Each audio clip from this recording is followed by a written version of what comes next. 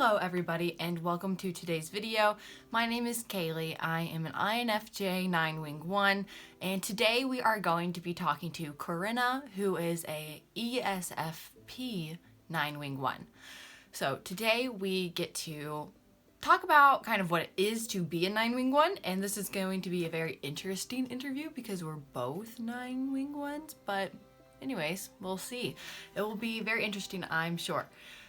If you would like to meet with me, I would love to help you try to figure out your type or talk to you about relationships or how the Enneagram could really benefit your life and your mindset. You can reach out to me by email or book an appointment through my website, which will all be in the description box below. All right, I look forward to meeting with Karina. Let's get into this. Would you like to introduce yourself a little bit so we can all get to know you? Karina and I have been meeting for a little while now through coaching. And so I've gotten to know her and she's a very sweet girl. And now you all on my channel get to meet her as well. Hi, I'm Karina and I'm a 9. And me and Kaylee kind of found that out together. I thought I was a 2 for a long time. But I got into personality stuff because I wanted to apply it to my life and make friends. And I don't know, I've always had an interest in personality and kind of just like psychology. And I also love to work out. And I like hiking. I love the outdoors. It definitely centers me. And a few goals that I have are like, I love audio. And so starting a podcast and also doing audiobooks. So yeah. Perfect. Okay, so let's get into the questions. You kind of answered this a little bit already, but how did you discover your Enneagram type? Yeah, so it's kind of a long road. So how I discovered my actual Enneagram type is with working with you, with Kaylee. But it took me 2 years to find it. And I don't think I've even told you this, Kaylee, but I was mistyped as a 4 and then as a 2. And then I came to Kaylee and I was like, okay, I really want to figure this out because I don't really resonate with the 4 or the 2. And we met for a while and finally we both were like, okay, I'm a 9. But yeah. Yeah, it was a long road, but yes, I think 9, Yes. 9-wing 1, probably social 9-1. There you go. Walt Disney. So how do you use your 1 wing in your everyday life?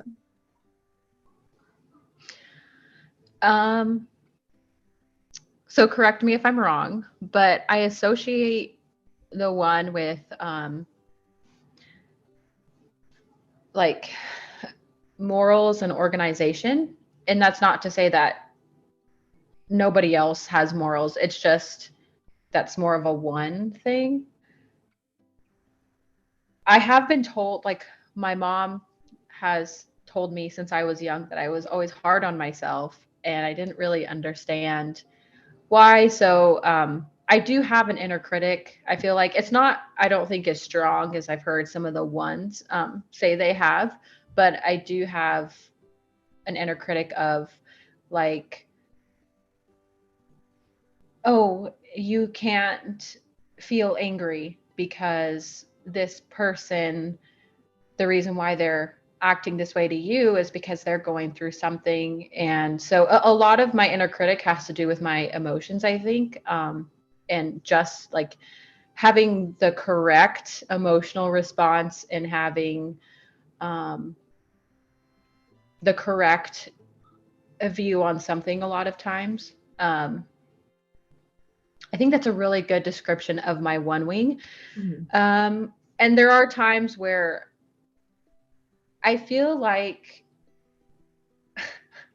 I'm more on the messier side, but I do have a sense of organization, and I do like being a minimalist because I figured out the less things you have, the less mess you can make. So, Yeah. yeah. Yeah, keeping the outside environment orderly and contained in order to have that peace of mind that outside Yes. situation. Yes.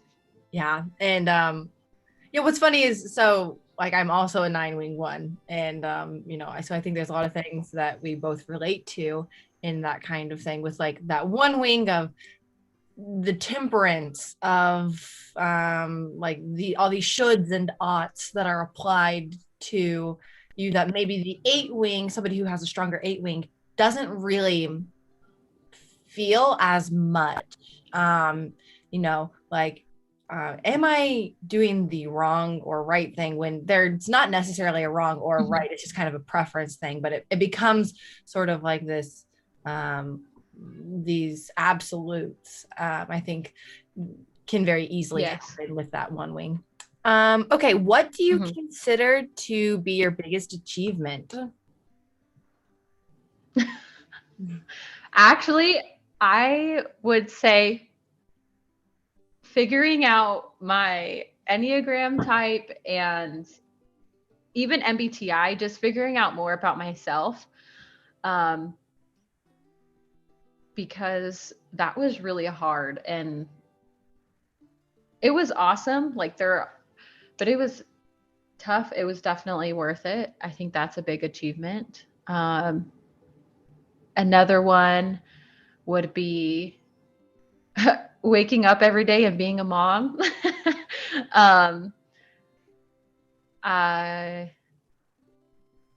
Yeah, sometimes some days are easier than others. I think it's the best thing in the world, but it definitely, I think I also tend to have a one-ish flavor when, even being a mom, like I want to do it the right way, like it, and so that kind of leaned into figuring out more about myself, like why do I react in this way when parenting her, and so yeah, there's that. And then I think also my third one, I would say pushing myself, because I wanted to have audio equipment and kind of start a podcast, and get into audiobooks for probably 6 to 8 months.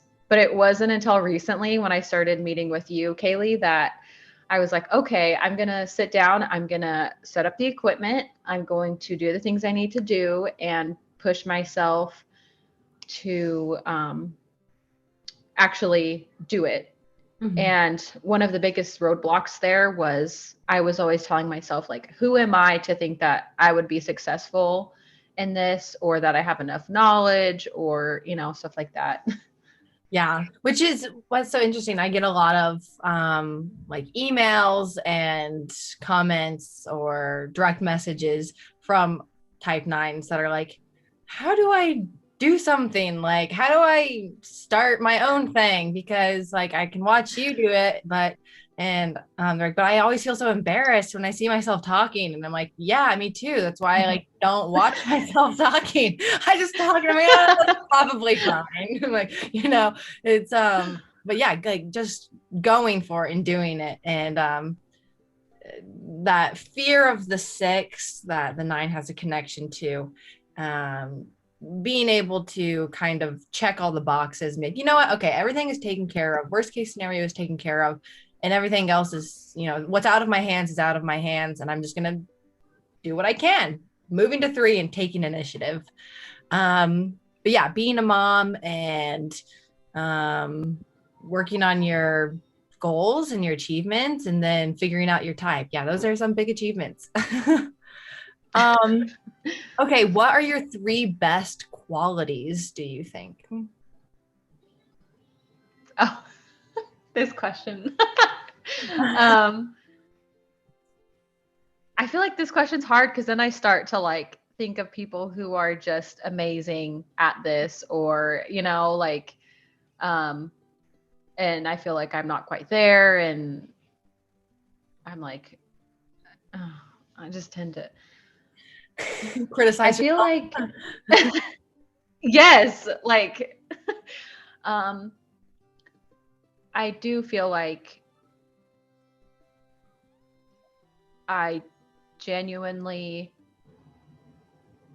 am open to other perspectives of life and diversity and diversity in all sorts of way.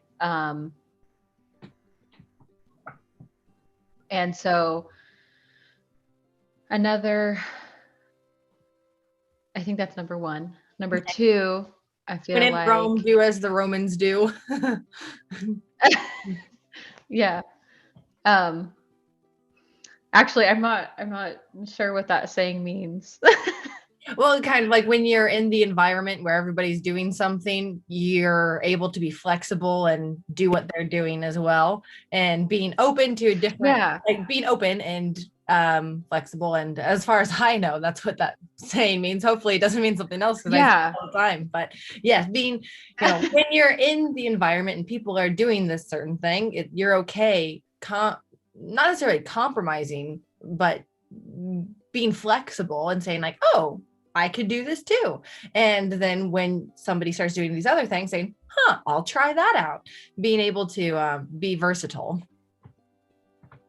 Yes. Yes. You explained it like way better. I'm glad I asked and you explained that. Yes.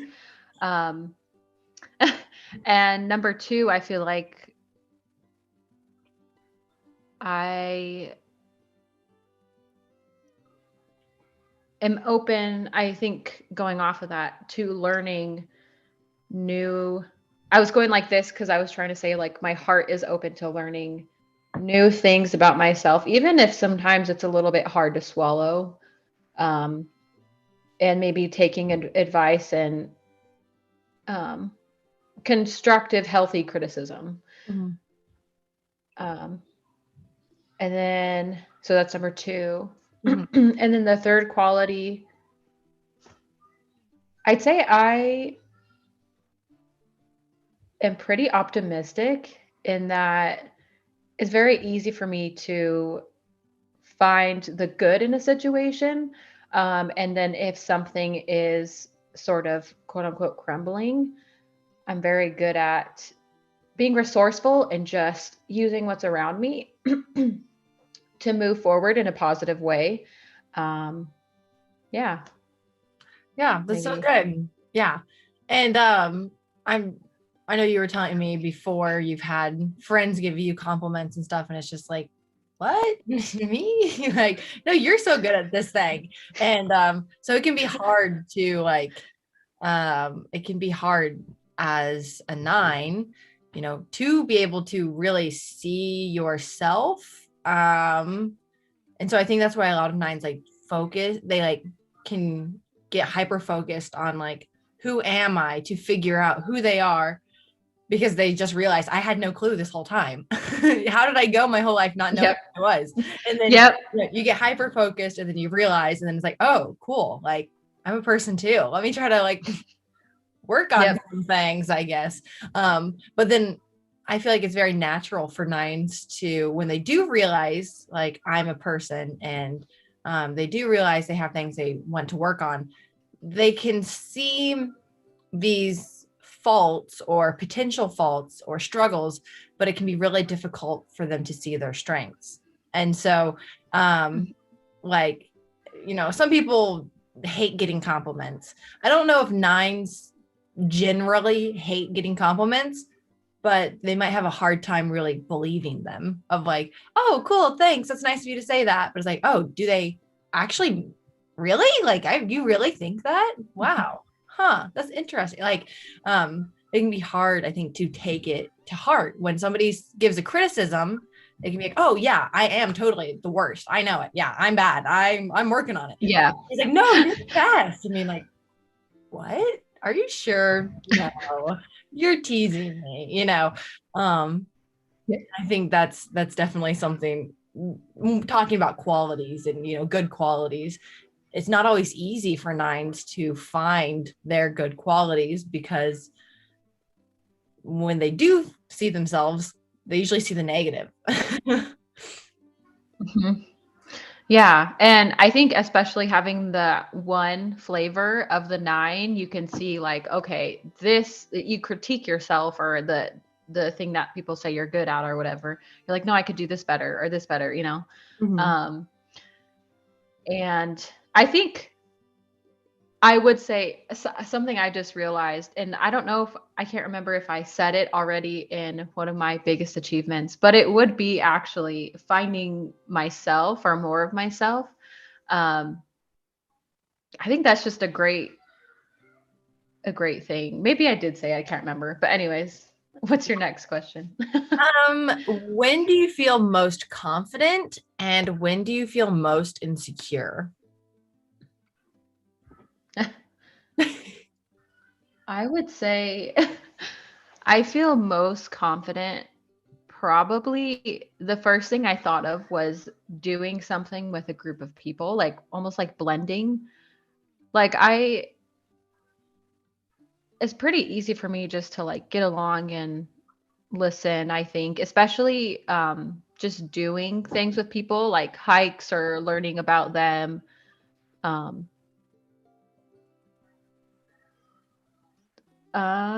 I would say that I feel like that's when my most confident is. It's just being. I don't know how else to say that.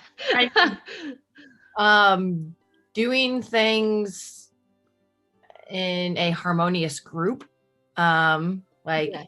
you've told me about going to the gym with your friends, or going on Mhm. hikes with friends, or kind of going, which I think that's how we kind of determined you're probably more of that social nine of getting groups of people together, and like at Yes. work, and the banter that goes on with work, and the Mhm. kind of this bigger than yourself community feeling. Yes. I know you've described to me before of like you feel very content and happy and peaceful and like rested in that. I'm like, Yes. oh, things are good again. Everyone is doing well. Yes. Yes. I would say 100% yes. That's when I feel my most confident. Um, and then my least confident would be giving information. I think I don't always feel like I'm the best person to be doing this. Like someone else could definitely be doing this better. And I feel like that can kind of play into a strength of like, I can see if someone's really good at something very easily, like that's their strength. And so if I'm put on a place where somebody's like, do this, I look at the other person and I'm like, well, they can do it better. And so I kind of feel the least confident, I guess I would say, bringing it back to the point of the question. Um, I would say like giving advice or being the source of information. I don't know how else you would say that. I feel like, yeah. Yeah. When you're, I don't know, I almost want to say trusting your gut, but not really. Like when other people, when you're trusting your gut for other people, like to give someone else. I know for a lot of nights, it's very difficult for them to make decisions that affect other people, like directly. Like, That, yeah. yeah, like I can very easily decide whether I want option A or option B. But if it's me and everyone else, then it's like, well, I might know that I want option A, but if I think everyone else wants option B, then it's like this tug of war of like, oh no, there could be this kind of irrational fear of like, they'll hate me if I pick something different than what they want. And so, Mhm. if somebody is asking you, what should I do? Should I pick option A or option B? And you're like, Yes. oh, I don't want to make that decision for you because, also there's the sin of the nine of sloth and the desire to not be bothered. And So they don't want to bother other people. Yes. So don't bother them. I don't want to make decisions for you because really I don't want you to try to make decisions for me. But yeah, I think like there's no other way to say it but that. I feel the least confident in those situations, or even like I would say being a leader too. Yeah, all those situations. let's get a group of us together and do something fun. But if you make me pick what fun thing we're doing, I cannot participate, actually. So yeah. my best and my worst, all in the same. No, thank you. Okay. Anyways, next question. I think you kind of answered this a little bit, but what does your inner critic tell you?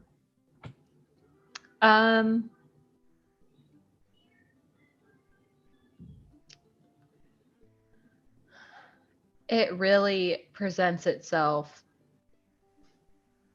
when when there's a lot of emotion and there's someone else involved, like in a relationship, any kind, friendship, coworker, anything like that. I think my inner critic will tell me that, again, like if I'm starting to feel some sort of emotion come up, like anger or something deep, it'll tend to say, well, that's not fair, or that's not the correct emotion to put here because maybe they are going through something, or it easily dismisses myself, and that I should always be like, and this is kind of where I thought I was a 2 as well, that I should always be understanding and kind, and or always trying to, like, I remember in one of your videos, the friend thing, like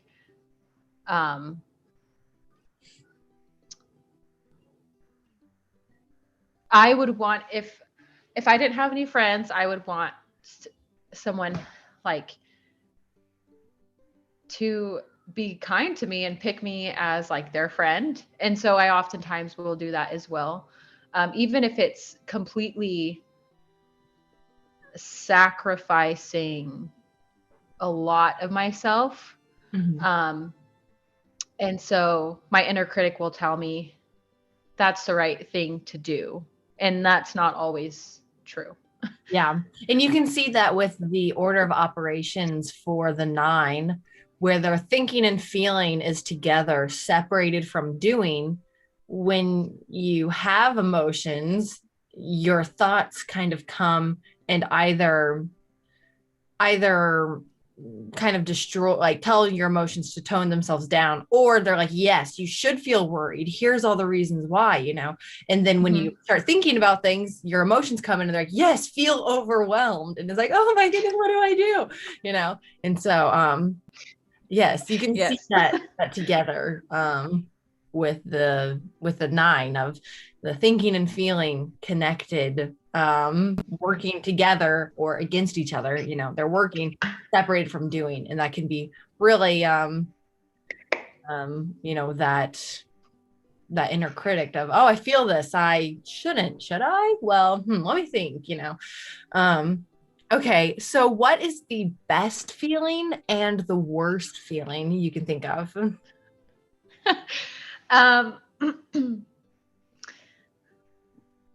I remember telling you this before in one of our coaching sessions, and that's how we discovered, you're like, no, I think this is like the pivotal point. You're like, no, you're a 9. Like, yeah. Would be driving just a regular day, nothing too exciting or too detrimental. I don't know the other word. It's just a very normal day, and I'm in the car with my daughter, and we're driving to go grocery shopping. And the sun's out, it's just shining in through my windows, and it's just like warming my body, and I could hear all the cars passing by. You know, everybody's just doing their own thing. Um, Same thing like at work when it's just a regular day. Like, I don't know, it's just the best. I don't know, it's just a good feeling. Very comforting of like knowing what to expect and everything being right in the world. Yes, yes. I think that's why I kind of like boring shows like The Office, where you have kind of this a little up and down, but then like everything's right. Like you'll have moments in that show where like everything is just, I don't know. Yeah, that would be. Can I say another best feeling? Because I have another best feeling like on the complete opposite, like a flip side, which would be like when my body is like completely exhausted and it just feels good. Like there's nothing else that I can do. I don't stress a lot. Because if I'm stressed out, I'll go and I'm like frustrated, I'll go and I'll run or I'll go on a hike and I'll just get away from everything. And it just reminds me that life is just life, and kind of like the other feeling, like everything's okay. Like it just brings me down. Everything's right in the world. Like I'm right where I'm supposed to be, and I could work on some things, but like I don't know. Like in Maybe that we can edit that moment, out. everything is fine. Yeah. In a And moment. Being able to like live in the moment and be present in your body and be like, you know what? Everything is okay and I am okay and everything is good. You know, the moment, I know for me, it's like the moment after doing something like can be really rewarding of like, we just went on this hike and we got to, you know, the hidden lake and glacier and we hiked however many miles up here and it's like, I'm exhausted. And then we saw the thing and it's like, wow, this is amazing. yes. And just like, is that moment the best? Or is when you're like, wow, that's awesome. And then when you hike down and you get back in the car and then like you turn the heated seat on and you're like, oh, that was amazing. And you're like physically exhausted. Which moment is better? It's like, it's hard for me, like however dumb it might sound, like the decompressing after and like being able to like replay this in your mind, like that was so beautiful, or like the actually being there. Both are just so wonderful of like, you know, this, I'm in this, Yes. surrounded by this wonderful thing where like I can like decompress after. I'm not sure, but yes, I think, you know, I can feel you on that of like, wow, that's a really, this is Yes. nice. This is nice. Yes. Yeah, I'd say both of those things. And I forgot, I kind of wanted to, I guess maybe we'll get into it further into the questions. We'll see. Okay. And then what is the worst feeling? Oh, worst feeling? Oh, yeah. When someone is deeply angry at me for something that they think I did, and I could like see all the reasons why they think that I might have done that thing. This has happened many times in relationships, like friendships, and especially with my mom, or they think I did something, I guess, but I didn't mean it that way, and I could see exactly how they think. Like for example, forgetting to stop by the grocery store and get eggs, like, and I'm in my routine. That is a very big issue of mine, is people will purposely think that I forget that stuff. But it's not that I purposely do it, and they'll get very angry. And sometimes it happens on like a bigger scale. And it's like, I can't do anything to defend myself because everything lines up. Like I'm Oh, like when people when people are really mad at you over maybe a misunderstanding and you can't, Yes. and you don't know how to clarify because maybe they're already so mad. And it's like, like, yes, I did forget to do this thing, but it was a true mistake. I didn't intentionally Yes. go out of my way. Yes, I was at the store. Yes, I walked down the aisle. Yes, I did read your text before. I was actually looking at the person with the pink mohawk and I forgot all about the eggs because I was distracted. I'm so sorry. And it's like, are they really going to believe that or not? And like feeling like there's damage to the relationship because of a misunderstanding. Yes. And that can even happen. Like that seems like a little example, but even on a bigger scale of being at the wrong place at the wrong time, like just so it looks bad to that person. And you have no way of explaining and you're like, oh, like, I know it seems like that, but I promise you it wasn't, but yeah.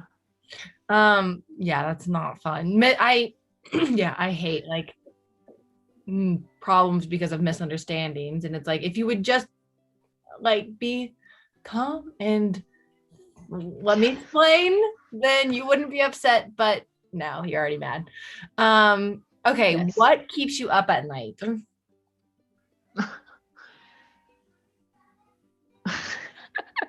It like makes me laugh because I'm so like almost literal. Or I don't know if literal is the right word, but the first thing that popped up into my head was I had a nightmare last night. I'm trying to think what keeps me up at night. Yep, I would say, and I think honestly, some of this goes into, and you can edit this part out if you want, if you don't want this in here. But I kind of wanted to discuss my, like at least say my MBTI type, and I felt like it would kind of explain. Okay, so I think especially being a 9 and being an ESFP, I will lay in bed and think of all of the things that might have been like, oh, that might have been really rude. I hope that person didn't take that wrong. Or was I actually correct on this? Or thinking about all the cringy things I did or said. One big thing of mine is, was I really being honest and being myself when I said this thing? And so I'll think about maybe things that I just did, and like it'll just catch up to me at the end of the day. Or actually, that's on a good day.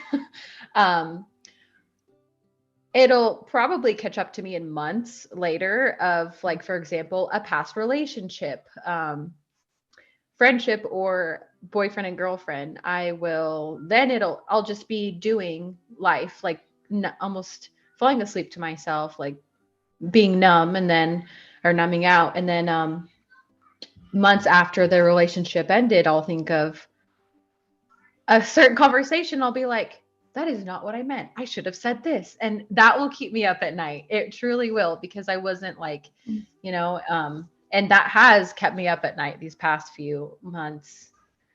But yeah. Yeah, no, I really like with 9s and stuff. A lot of 9s, they're like, the desire is connection and unity and harmony, and not just like quiet, but a lot of 9s settle for quiet when there's really this desire for peace, like actual, like everything is taken care of, not just there's nothing bothering me.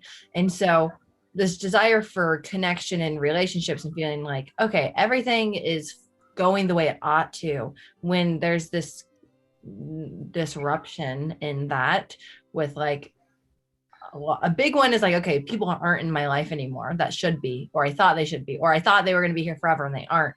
Of that being really difficult and really painful for 9s to let go of, because it's like, another thing with like having a hard time seeing your positives and only seeing your negatives is like, there must be some way I could have communicated more clearly And then if I wouldn't have done this, then, it's like this cycle of like, I should have done something to be better so that this person wouldn't be so hurt by me being so bad and then leaving me, because there's this nines, might be harder for you to remove yourself from a bad situation. And so if somebody removes themselves from you, it must be like, wow, this must have been really bad for them. I'm so horrible. And like, that just like, being awful for the rest of your life, but it doesn't need to be. And it's really okay. And knowing the Enneagram can be helpful of like, oh, okay, maybe this is my personality lying to me and not really.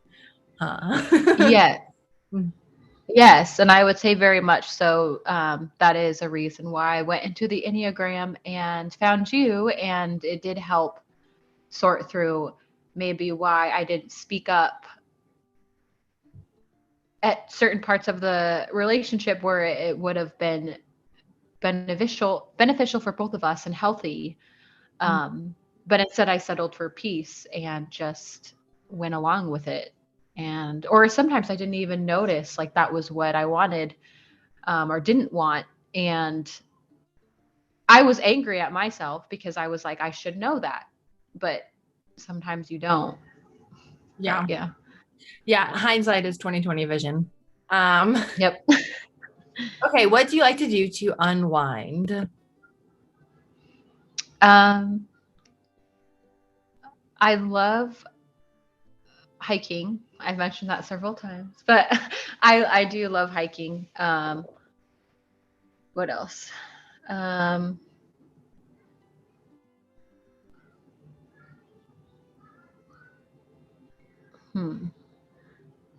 I love spending time with my friends or loved ones, just almost like doing nothing, just like sitting around talking, catching up. I think some of my most favorite days are when I have like a scheduled meeting with one of my friends and at like a coffee shop, or like going to get cookies and just stuff like that. I feel like we're talking about unwinding, but I don't know. I mean, if that's how you like to unwind.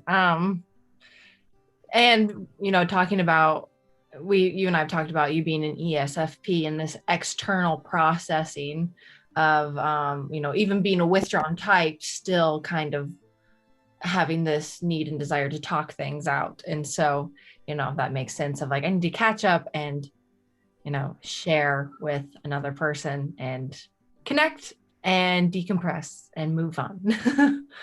Yes. Yeah. I would say a lot of, sorry. I would say a lot of doing shows up in both, I think, the 9 and being a body type, and then the ESFP. And that's why like that word unwind kind of confuses me, because I'm like, now I'm really thinking about it, like hiking may not be unwind for everybody, but that's how I feel like I unwind, or going on walks, or like going on walks with my neighbor who is now my friend. Like I feel like that is a very like, Yeah. And another part of that separation in those functions of thinking and feeling separated from doing. Once you start doing things, it's easier to kind of leave these maybe deep thoughts or unpleasant thoughts and feelings kind of aside of like, what, I need a break from all of that. I need to just go move my body, and then it kind of dissipates. Yes. Okay, how do you notice yourself going to your health point and your stress point? And I know you mentioned a little bit of getting your podcast stuff already and your audiobook stuff ready, kind of pushing yourself to 3 a little bit, but how do you notice yourself, going to 3 and going to 6?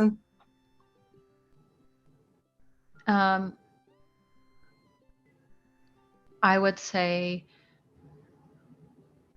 I think number 1 would just be health point would be, it starts off with listening to myself.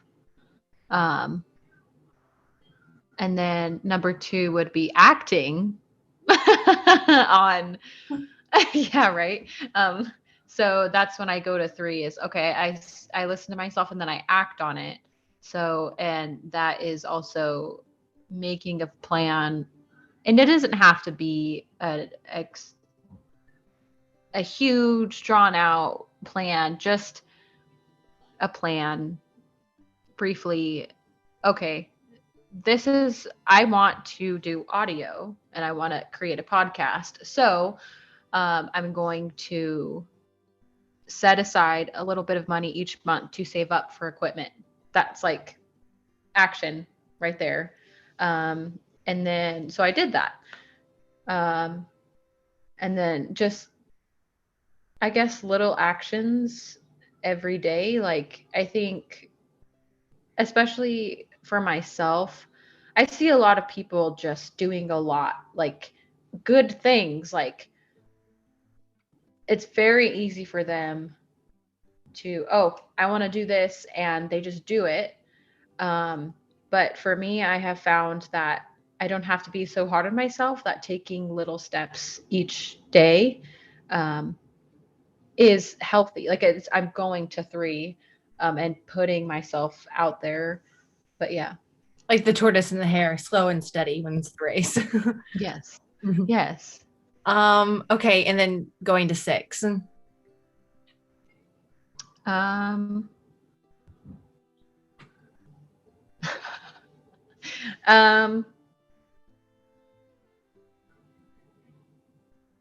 haven't thought about this a lot.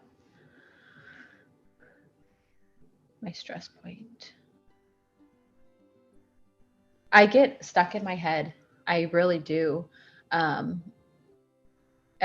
everything could go wrong. Like, ridiculous. The world's falling apart. I'm going to die. Like, it seems a little bit silly, but I will get, and maybe it's like, has a combination of the NI grip, my last function as introverted intuition. And so, and then going to 6, oftentimes it kind of shows itself really well in that, where it's like, that person is thinking all these horrible things about me. They think I'm weird. I'm being too much. And instantly, if I'm too much in my head, I can always tell, because it gets really bad really quick and it just snowballs. Yeah. And then pretty soon I'm not safe in the room. And it's like, what? Like, so very quickly, I think that stress point shows itself like that. Yeah. I remember when we first started meeting and we were like, okay, you're not a 2. You're probably a withdrawn type, but I don't think you're a 4. We talked a little bit about 6 because you're like, maybe and we were talking all about these kind of patterns of 6 showing up for you, of like, being stressed and being concerned about, well, it was all these different patterns of 6, but they were all about 9 values. And I was like, that's very interesting. Yep. Interesting you say that, of just like, about, am I being too much? I'm so worried. I feel ill that I'm taking up too much space. And it's like, very interesting. But yes. Okay. So what are you tired of hearing people say about type 9s? Yeah. Can I maybe say a misconception that I think, so I think one misconception that I'm tired of hearing, because it's not always true, I think, is that 9s aren't emotional. Like, they can't be emotional. They are always peaceful. They're pretty much good with whatever. And that is not true, because they're still human beings. Like, we have a lot of emotions. Well, some more than others. Like, for me personally, I'll just talk for myself. One thing that I thought I was a 2 or a 4 was because I kept hearing multiple times that nines don't have a lot of emotion. They don't express a lot of emotion. They're very just blank slate. And so I was like, I can't be a nine. I can't be that because I feel a lot. And sometimes it is hard to kind of grasp at what that is. And it is easier sometimes to numb, but when I do go into my feelings, I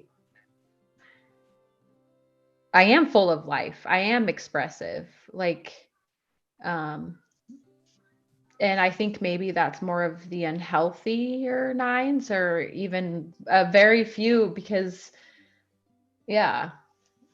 Yeah, and that's where the Enneagram, I think, becomes helpful, where you can begin to distinguish yourself from your personality. And, Mhm. the personality is telling you, don't express and have these emotions, don't, suppress, but who you are is still there. And so knowing, okay, there isn't a good reason why I'm not really engaging in life, where, the personality might be telling you to kind of be more docile, or, keep things under wraps more.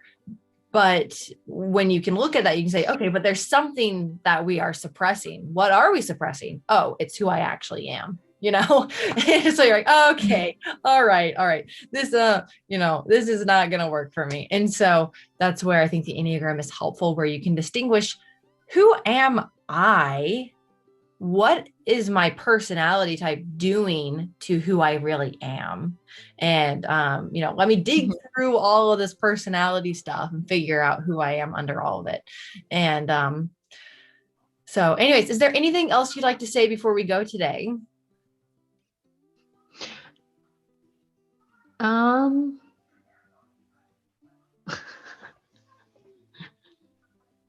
I'm like, darn it, I've like pictured this moment so many times in my life. And now that it's this moment, I can't think of anything. um, I feel like I said everything. Yes. Well, if you think of anything else that you'd like to say later, you can definitely leave it in the comments, and then people can read whatever encouraging words that you were so desperate to share at 3 a.m. when you remembered. Yeah. um, yeah. Okay, perfect. Thank you for meeting today. Thank you for doing this interview and, being open with everyone and, sharing yourself. It's not very easy to do, especially after you just discovered, wow, okay, I'm seeing myself, and now you're sharing it. And I appreciate that. So thank you for being on my channel today. And I look forward to speaking with you in the future. All right. Bye. Bye. Thank you everybody for watching. I hope you enjoyed this video today, where we got to talk with Korina and get to know her a little bit, get to know what it's like to be a 9-wing-1.